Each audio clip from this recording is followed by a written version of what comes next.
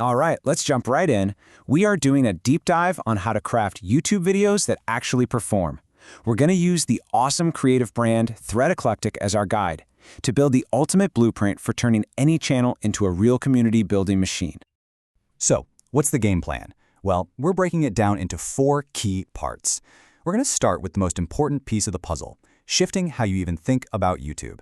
Then we'll get into the nitty-gritty, the tools for getting clicks, giving the algorithm the info it needs, and finally, tying it all together to build an actual community.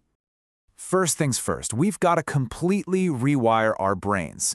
So many brands treat YouTube like it's another storefront, like a Redbubble or a TeePublic.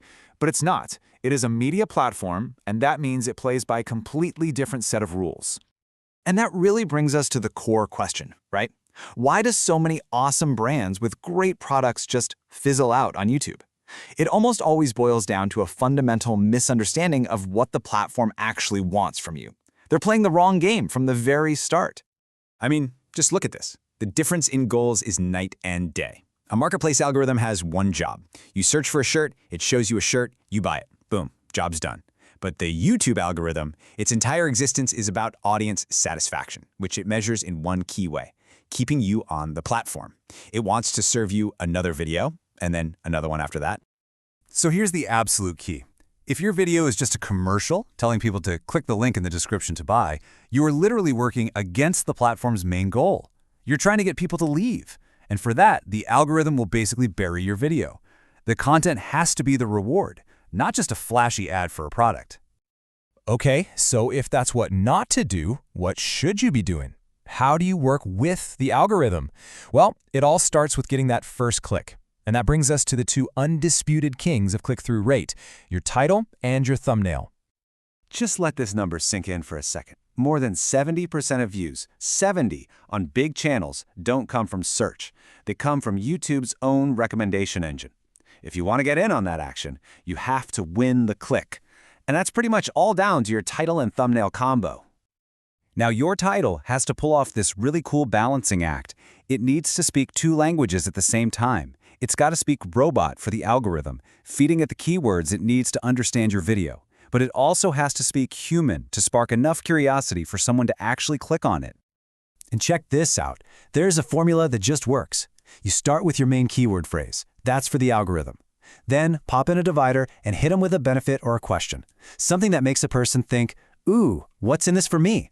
And then you cap it off with your brand name to build that recognition over time. Simple, clean, and it gets the job done. Look, I really cannot say this enough. Your thumbnail is the billboard for your video. When someone's scrolling through their feed, it's the one thing that has to scream, "Click me," in a fraction of a second. A fantastic thumbnail is without a doubt the #1 thing that drives a high click-through rate. And for a brand like ThreadEclectic, with such a killer visual style, this is a superpower. You gotta use it. Notice the high contrast colors here. That electric cyan and magenta pulse against black, that's gonna pop off the screen. Add in a bold, easy-to-read font with just a few words, a consistent logo in the corner, and one single, clear thing to look at. That's the recipe for a perfect thumbnail. Okay, so you did it. You earned that click with an amazing title and thumbnail. Awesome. But the job's not over. Now we need to look under the hood at the engine that gives the algorithm all the juicy context it needs, the description and tags. Whatever you do, don't just dump a giant paragraph in your description box. No one reads that. Instead, treat it like a mini landing page. Start with a hook, a couple of keyword-rich sentences that show up before someone has to click Show More. Then, tell a little story and drop your links. Timestamps are huge for user experience, and then you finish it off with your standard brand info and a few key hashtags. Now let's talk about tags, because their role has totally evolved. They're not really the main driver of discovery anymore. The best way to think about them now is as a reinforcement layer. They're just little clues that help YouTube get a more nuanced understanding of your video so it can group it with other similar content. This isn't about keyword stuffing anymore. It's about being precise. The formula is really simple. Keep it to about 8 to 12 tags total. Start with 2 or 3 primary ones, making sure your main keyword phrase from your title is first. Then add 5 to 7 more specific niche tags. And always include 1 or 2 branded tags for your channel and maybe a specific product line. All right, let's pull all these pieces together and zoom out to the big picture. Let's talk about the real mission here, because it's so much bigger than just getting views and subscribers. This is the most important shift of all. We're moving from a transactional relationship to a relational one. On a marketplace, someone buys a design. They like the product. It's fleeting. But on YouTube, success depends on you. A viewer isn't just buying art, they're subscribing to the entire world you're creating.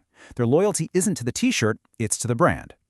And a mission statement like this becomes your North Star for your YouTube strategy. You see, you're not just selling threads, you're sharing the stories that go with them. You're building an entire universe, and the cool shirt they can buy is just a souvenir from being part of that world. And really, that's what it all comes down to. Every choice you make, from your thumbnail colors to the stories you tell, should be an answer to this question. When you follow this blueprint, you stop just building a store and you start building a world. You're investing in something that lasts, and that is why this all matters so much.